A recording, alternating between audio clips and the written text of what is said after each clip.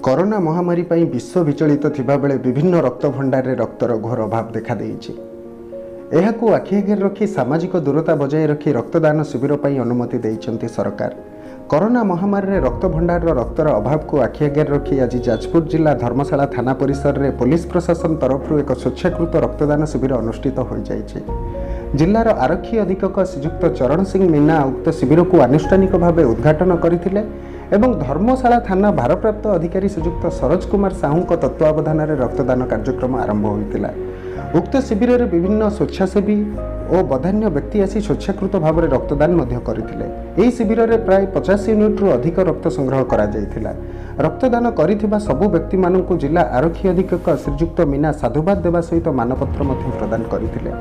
आगामी दिन में रक्तर अभाव को आखि आगे रखी एभली कार्यक्रम कराजिबो बोली कहिसेंति धर्मशाला थाना भारप्राप्त अधिकारी श्रीजुक्त सरोज कुमार साहू।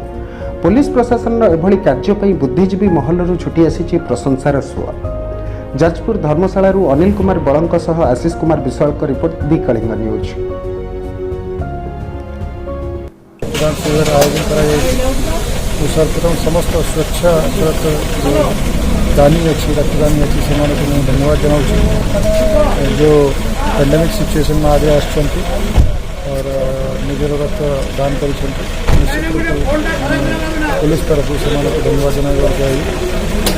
जाजपुर पुलिस तरफ रक्तदान विगत किसी दिन ठार स्टेप नि विभिन्न थाना रक्तदान शिविर आयोजन कर आगामी दिन पुलिस ये दिग में पब्लिक सेवा जोगाए और पुनः थोड़ा समस्त बहुत अनलक वन चलती वीकेंड सटडाउन भी रही जाजपुर जिले में रेस्पन्स देखुं एवं पर्यंत जो वीकेंड सटडाउन हो कि नाइट कर्फ्यू हो पुलिस पब्लिक भल रेस्पन्स आम पाऊँ।